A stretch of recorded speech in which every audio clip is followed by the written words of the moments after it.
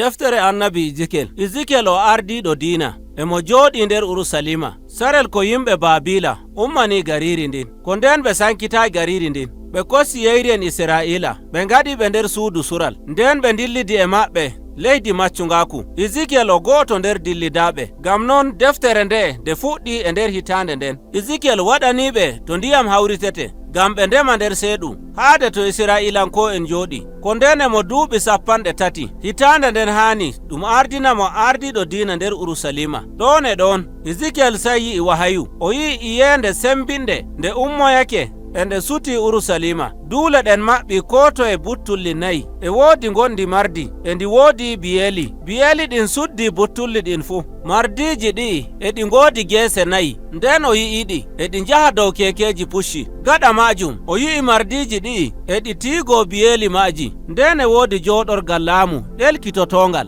Dow jooɗorgal ngal e woodi gondi mardi bono neɗɗo e ndi ɗelkito bono jayngol yiite. Sai o heɓti ɗum ko o yi'ata ɗum teddungal Jeymiraawo. Allah e hoore muɗum yahata dow jooɗorgal teddungal. Teddungal woni e nder ɗemgal Ibraniyanko'en Kabot. Winduɓe deftere seninde ɓe kuutiri wolinde nde'e ngam ɓe kolla banguki Jeymiraawo Allah e hoore muɗum. Ɗowdi wahayu ɗum nandi e ko waɗuno sarel ko Allah bangi dow hosere Sinai e nder deftere burtaki. Ɗon ma e ɗum nandi e teddungal Allah dow akoti alkawal maako. Gonga ɗum woni fiiɗum ɗum kayɗiniɗum. Yeɓre arandere nder deftere nde fuɗɗiri e ƴamal ngal Ejikel waɗi ko wulloto ɓiɓɓe Israila ɓe sa'atal hoore. E arande Allah metani Ejikel daga dow jooɗorgal teddungal ngal keke pucci. O lilimo o laato annabijo. Ejikel bo wullake ɓiɓɓe Israila dow yewuki alkawal ngal ɓe ngaadi e Jeymiraawo. Ɓe jebri alkawal ngal e laabi ɗuɗɗi. Ɓe tokki allahon feere e ɓe jagganokon ɗum fooɗaniɓe hallende hakkunde maɓɓe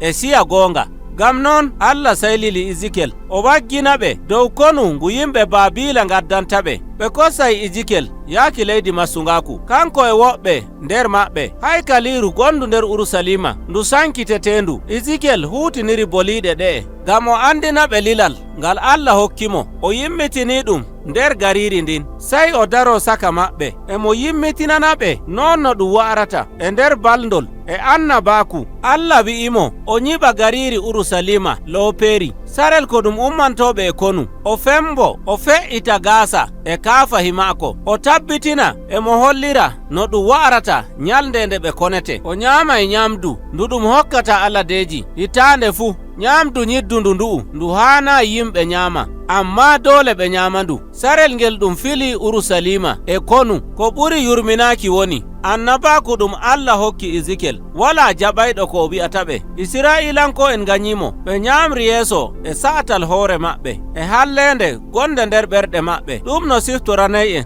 no Musa tindinirno dow ɓiɓɓe Israila sarel ko ɓe gonno nder ladde. O wi ɓe sa'atuɓe hoore. O waɗi annabaku wonde nyalde ɗum hossayɓe yaaki leydi masungaku. Nyalde nden bo nde wari ɗum jurmini ɗum to Ejikel ngam ɗum fuu ɗum waɗi dow gite maako. Ɗum hulnimo o fuɗɗi kuugal ɗon e ɗon. Gaɗa hitande go'o o yi goɗɗum wahayu kadi dow haykaliru. O yahi ngam o filo nder haykaliru ndun. O yi'a ko waɗata sarel ko o walano ɗon ko waɗi wooɗa e yaasi haykaliru ndun deydey dammugal mayru. O yi'i ngonga ngunkiwa e tigga. Ɗon mawi goɗɗo dottijo nder Israilanko'en e dissanonga e goɗɗi gunkiji saka haykaliru ndun bo. O yi'i yeyri en ɓe Israila e ɓe jaggano Allah wa Babila bi'etenga Tamos. Ɗon wahayu ɗum re'i e teddungal jooɗorgal laamu Allah e ngal wonco nder haykaliru ndun ngal fa'i fuuna ngal suti Babila. E nder suurawol 11 en gi'ay ko waɗi teddungal Allah wangani Ejikel nder leydi Babila. Israilanko'en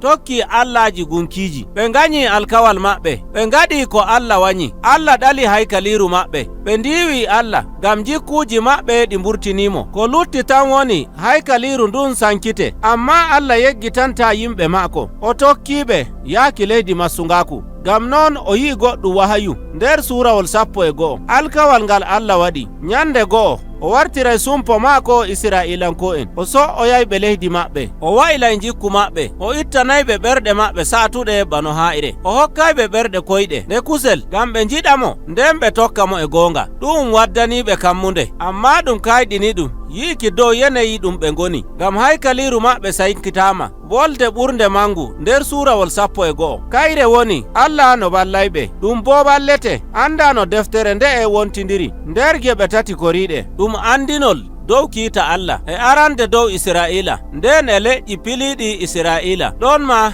dow Urusalima gariri nden e hoore ma'iri gaɗa majum kammunde nde e nde heɓay nder suurawol 11 nder geɓe tati koriɗe nder deftere nde arande ɗum kammunde dow Isra'ila e dow leƴƴi koriɗi ɗon ma e dow tagdi ndi Allah tagi fu e suurawol 12 yaaki 24 ɗum hoori hakkilo dow kiita Allah ngarayka dow Isra'ila ɗum bo ɗum heɓirama e gimi bindaɗi e dow habaru bindaɗum Ejikel waɗi goɗɗi baldi jalniɗi ngam o tindina goɗɗum feere e timmode Isra'ila ɗum guleteɗum ɗum laato mehere bano leɗɗe o nandidini ɓe debbo mo nananta gorko muɗum bono gaɗaɗo nder hoggo mawɗi o nangaɗo bono sakiraɓe ɗiɗo ɓe ngala hoore non o tindiniri ɓiɓɓe Isra'ila ɓe ngala hakkilo saatuɓe hoore tokkoɓe gunkiji ɗum waddaniɓe halkere e nde yeɓre Ejikel waɗi bono o kiitotoɗo o fuɗɗi wadduki goɗɗi hujjaji e arande